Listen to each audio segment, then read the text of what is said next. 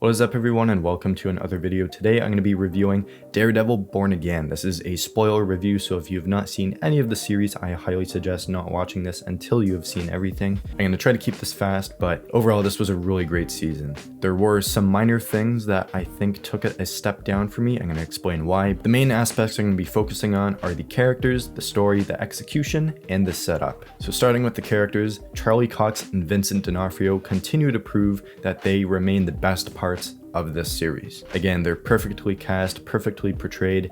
Everything about these characters is perfect, and coming from these two actors that really care about these characters, their respective characters, they really do put in so much effort into crafting these characters into people that we all love to see on the screen, maybe except Fisk, but they are great characters and we all enjoy seeing them on the screen. The return of older characters was really nice with Karen, Foggy, Punisher, Bullseye, and Vanessa. The new characters were for the most part well done. We had characters like Kirsten, Cherry, Heather, Muse, Hector, and Daniel. Personally, I think Cherry could have been fleshed out a bit more. He's kind of just thrown in there as this cop that has dealt with Matt in the past, and obviously there is time that has passed in season 3 and season, I guess technically 4, season 1 of Born Again, but there is a relationship there that we haven't really fully explored. So I think he could have been fleshed out just a little more. It is fine with what it is, but another one that could have been fleshed out more is Muse. I feel like they could have maybe added 1 or 2 more episodes with him, getting into his, I guess, therapy sessions with Heather, kind of showing how his obsessiveness with her kind of grew over time and how she inspired him to start basically showing his true self across the city. And the last one is Heather. She started out as a great love interest and a great character with Matt. I just think she became so dislikable by the end of the season. She's so ignorant towards what's really happening in the city, and now she's accepted a high level position in Fisk's administration. But like I said, the standouts of this show are Matt and Fisk. Like, they are the best parts of this series. They continue to steal every scene they are in. They're just powerhouse characters that you can't help but enjoy watching, again, except for Fisk. On to the story. Overall, it was a really great story about grief, resistance, redemption. Everything about this series really did revolve around becoming their true selves again. At the beginning, there's Matt, broken after Bullseye kills Foggy. He has to find himself back into becoming Daredevil. With Fisk, he's disappeared for a while with the events of Hawkeye and Echo, but he's come back to find Vanessa leading the crime organization. He's trying to reintegrate himself into that and fix his marriage with Vanessa. He's becoming mayor. He's trying to become the Kingpin again. And by the end of this, he is the Kingpin. It felt really good seeing him actually become that version of the character again. The Netflix series is my favorite show of all time, so of course I'm going to have some pretty high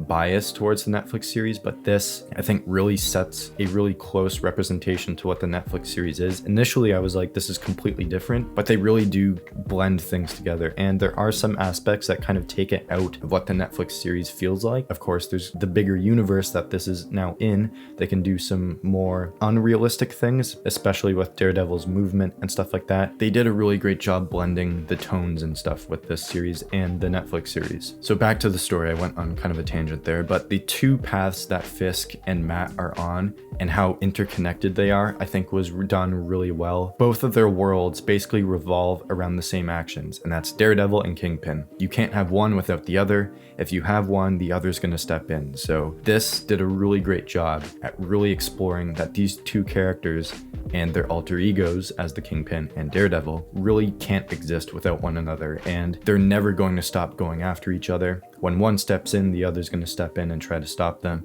It was just perfectly done. Now let's get into some of the other stories like White Tiger, Muse, and Bullseye. So starting with White Tiger, I thought his story was fantastic. It only lasted a couple episodes. I think that was the perfect time with the White Tiger. In the Brian Michael Bendis comic run, it is a pretty short story. It does the same effect in this series, and he did a really great job at really bringing him in, establishing a story. You really do feel for him. He was wronged by the system, and in the end, Matt is able to get him out of it, but not without a cost. And of course, Fisk's corruption is basically destroying the city from the inside, and the White Tiger can't escape from that, sadly. The new threat of Muse was well done. I still think he could have lasted just maybe 1 or 2 episodes more to really flesh him out. Like I said before, seeing more of him in therapy, more of, I guess, what he's doing around the city with his art. We did get some good looks at that. I just think we could have had just a little bit more. Now on to Bullseye. Right off the bat in episode 1, kicking it off with that awesome fight sequence, the oneer shot going through the Josie's bar all the way up to the top. He breaks Matt.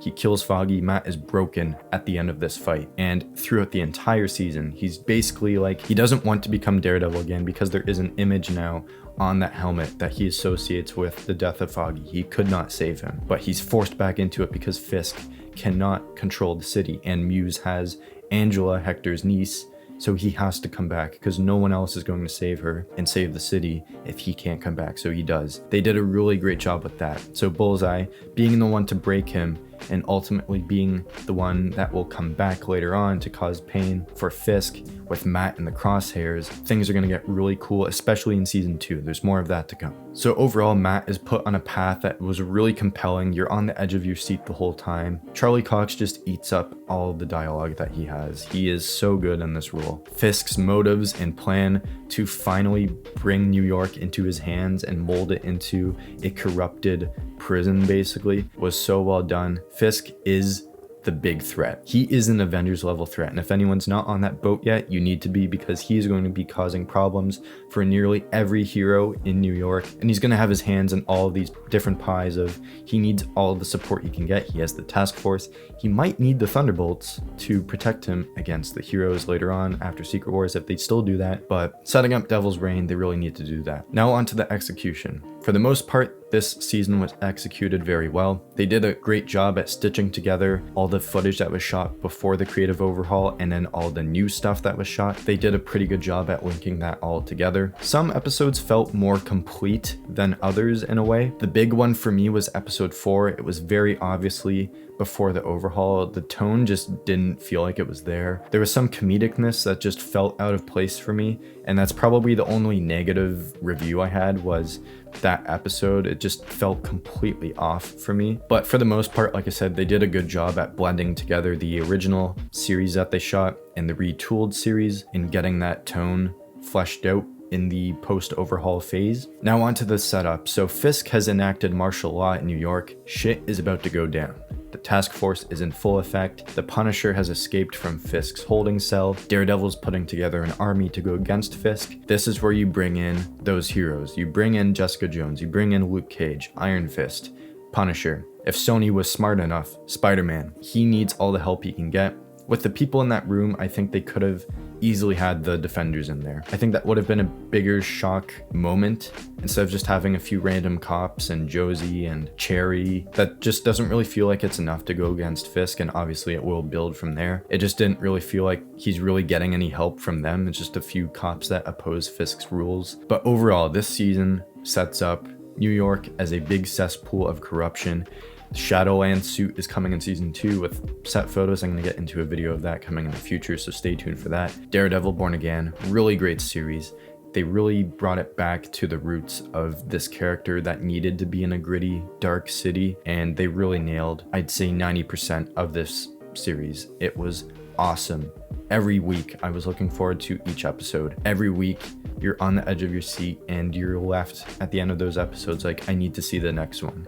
They did a fantastic job on this series.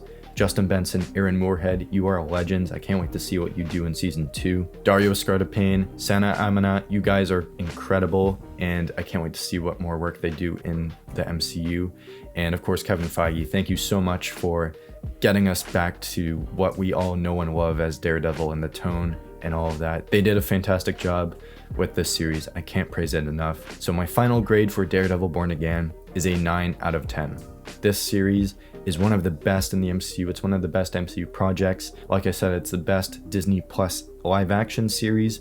It's tied up there with X-Men 97 for me, but really great show. I highly recommend it. Let me know in the comments down below what you thought of Daredevil Born Again, and let me know if you're excited for season 2, what you hope to see in season 2. And yeah, that's my spoiler review for Daredevil Born Again. Thank you for watching, and I will see you in the next video.